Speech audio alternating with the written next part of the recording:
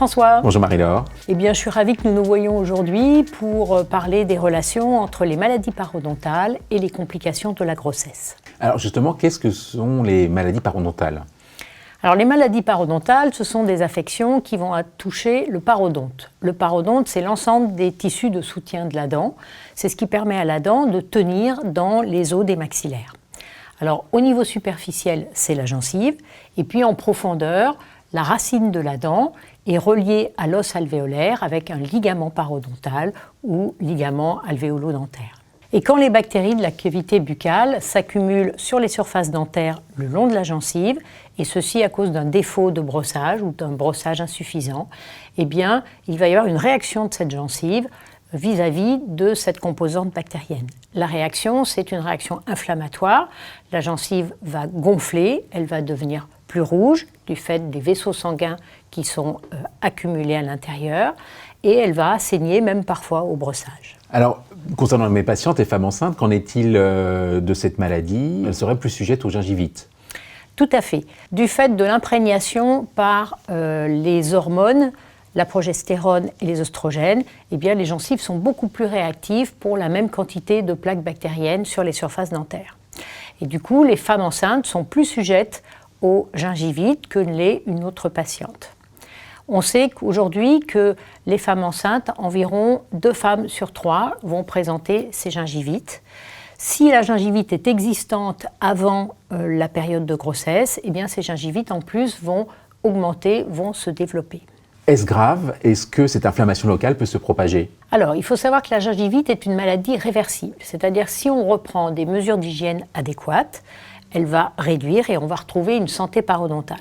Par contre, s'il y a un défaut de brossage qui continue à se produire, eh bien dans ce cas, la gingivite peut aboutir à une parodontite. La parodontite, c'est le stade où l'os alvéolaire va être détruit sur une partie. Et à ce moment-là, on va mesurer un espace entre la gencive et la dent, et en fonction de la profondeur de cet espace, qu'on appelle une poche parodontale, on va déterminer la sévérité de la parodontite. Et à terme, quelles pourraient être les conséquences ? Alors cliniquement, on voit apparaître des rétractions de gencives, on voit apparaître des mobilités des dents puisque l'os est atteint. C'est d'ailleurs cette mobilité qui est un des motifs de consultation des patients atteints de parodontite. Il faut avoir en tête que la parodontite, c'est une maladie extrêmement fréquente. C'est la maladie osseuse la plus répandue au monde et elle atteint entre 10 et 50% de la population. Donc au total, la parodontite, c'est une maladie avec une composante inflammatoire et une composante infectieuse. Justement, cette inflammation locale peut-elle se diffuser et avoir un retentissement au niveau général ? Eh bien effectivement, la maladie parodontale a été mise en cause dans le déclenchement ou l'aggravation de certaines pathologies systémiques, que ce soit les infections respiratoires, les maladies cardiovasculaires, la polyarthrite rhumatoïde par exemple. Et on sait aujourd'hui qu'il y a aussi une association entre les maladies parodontales et l'état physiologique qu'est la grossesse. Alors Pierre-François, parlons justement des complications de la grossesse. Concernant la grossesse, 3 complications peuvent être rencontrées. La première étant l'accouchement prématuré, risque d'accoucher avant 37 semaines d'aménorrhée. La deuxième étant la prééclampsie, associant hypertension au cours de la grossesse et seule pathologie du fait du placenta de notre espèce humaine. Et la troisième étant le retard de croissance intra-utérin, c'est-à-dire le retentissement potentiellement de cette prééclampsie sur la bonne croissance de l'enfant. Concernant la prééclampsie, c'est quand même la 2e cause de mortalité maternelle en France et aussi dans le monde. Concernant le retard de croissance intra-utérin, qu'on dépiste qu'environ chez 20% des enfants in utero, c'est une altération de la croissance de l'enfant au cours de la grossesse. Et y a-t-il des femmes à risque pour ces diverses complications ? Oui, tout à fait. Pour la prééclampsie, par exemple, les patientes qui ont fait lors de leur première grossesse, une prééclampsie sont à risque d'en refaire une.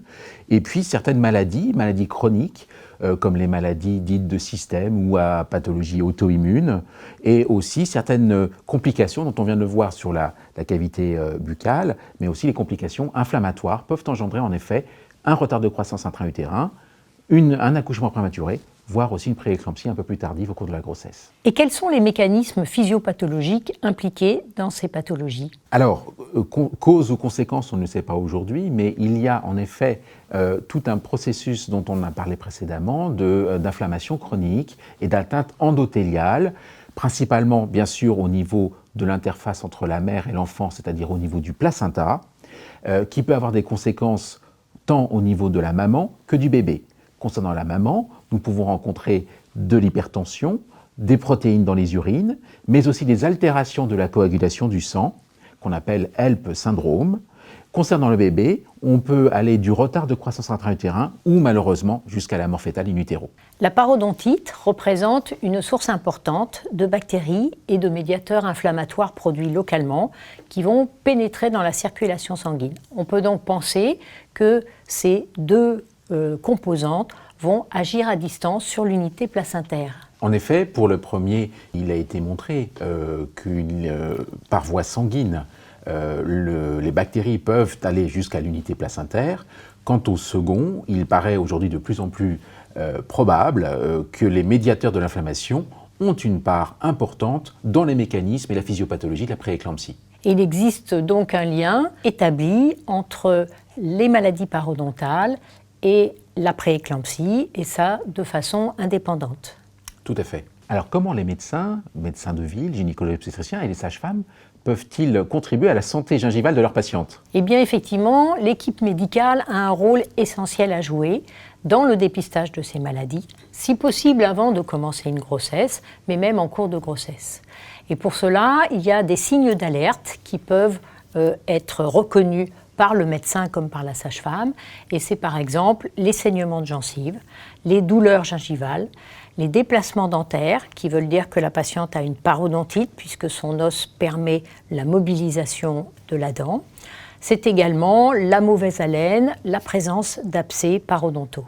L'équipe médicale peut également informer la patiente des problèmes qu'elle va avoir durant sa grossesse, en particulier cette apparition de gingivite à laquelle elle est plus susceptible. Et ils vont pouvoir également donner aux patientes des informations concernant l'importance du brossage quotidien, 2 fois par jour, et également l'importance du brossage interdentaire, de façon à éliminer le maximum de bactéries présentes sur les surfaces dentaires. Et puis, s'il y a un problème parodontal qui est dépisté par l'équipe médicale, il faudra bien sûr conseiller à la patiente d'aller visiter son chirurgien dentiste. Un bilan parodontal peut alors être réalisé pour connaître l'état actuel de la santé parodontale de la patiente. Et du côté du chirurgien dentiste, quelles précautions doit-il prendre lorsqu'il soigne une femme enceinte? Bien, la première précaution, bien sûr, c'est un problème quotidien nous concernant, c'est l'automédication de nos patientes, les femmes enceintes, et donc de bien faire attention à certains médicaments qui sont non indiqués ou contre-indiqués au cours de la grossesse. Je pense en particulier aux anti-inflammatoires non stéroïdiens et à certains antibiotiques. Merci Pierre-François pour ces informations sur les complications de la grossesse et cette coopération entre le gynécologue obstétricien et le chirurgien dentiste qui est si importante pour la santé des patientes. Merci Marie-Laure.